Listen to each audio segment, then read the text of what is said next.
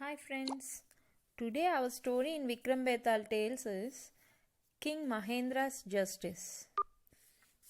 King Vikramaditya climbed the tree again and brought Betal down. Betal was silently admiring his patience. After they had walked few paces from the tree, he began to tell a story. It was about a king who was as patient and generous as Vikramaditya. Once upon a time in the kingdom of Varanasi ruled a king called Mahendra. He was a noble king, a man of principle. He had high regards for moral values. His subjects regarded him as an able ruler and loved him for his generosity. In that same city, there lived a rich merchant called Dhanamalya. He was famous far and wide for his trading skills and enormous wealth. Dhanamalya had a young daughter. People said she was so beautiful that even the maids in heaven were jealous of her. That her long hair was as black as the moonless night and her skin was as smooth as and as white as milk. They also said that her nature was as gentle as a deer in the forest. In no time, the king heard these rumors. He decided to marry this girl his people were talking about. But first, he had to be sure that the girl was indeed beautiful and worthy. So, the king sent two of his trusted servants and ordered them visit the merchant's house and meet his daughter. Find out if she is really beautiful as people say. Judge her character and let me know if she is fit to be a queen. The servants bowed to their king and left. Commanded by their king, the servants reached the merchant's house in disguise. They made an excuse to see his daughter. When she appeared before them, they were amazed by her beauty and charm. It was exactly as the rumors as described. The first servant exclaimed, "Oh, what a beauty! The king must marry her." The second servant agreed, "You are right. I have never met a girl more beautiful than her. I am sure the king will not be able to take his eyes off her." Then they thought for a while. The second servant said, "Do you think if the king married her, he might get distracted from his duties?"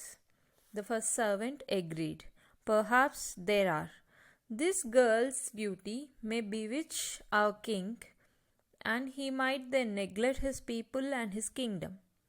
So they decided to never tell the king how extraordinarily beautiful the girl was. The king trusted his servants. He believed them when they told him that the rumors were not true and the girl's beauty was ordinary. He was heartbroken. One day, Dhanamalya himself approached the king with the proposal of marrying his daughter to him. But the king was so upset that he refused the proposal without a second thought. Dhanamalya was disappointed. He then arranged to get his daughter married to one of the king's courtiers.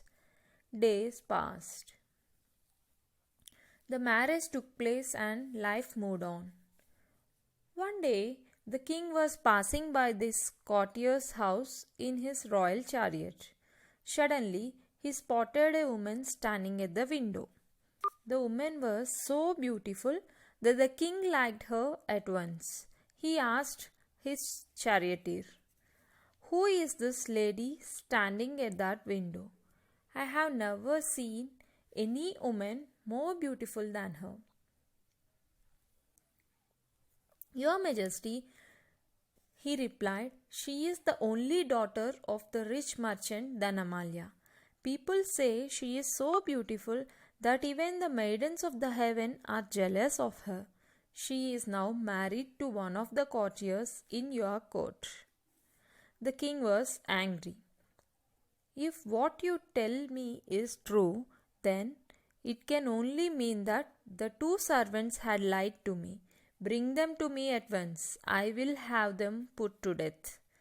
When the two servants were brought to the king, they fell at his feet and begged for his mercy. They revealed their intentions to him, but the king did not pay any attention to them. He ordered that both of them must be put to death immediately. Dear king, Bethal said as he had finished his story, tell me, do you believe King Mahendra's decision is justified? Vikramaditya replied, a servant's duty is to obey his master. It was right that servants be punished. It was their duty to report to the king of what they had seen. They had failed to do it.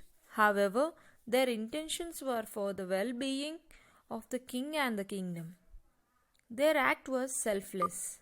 In light of this, it was not justified that the king had put them to death.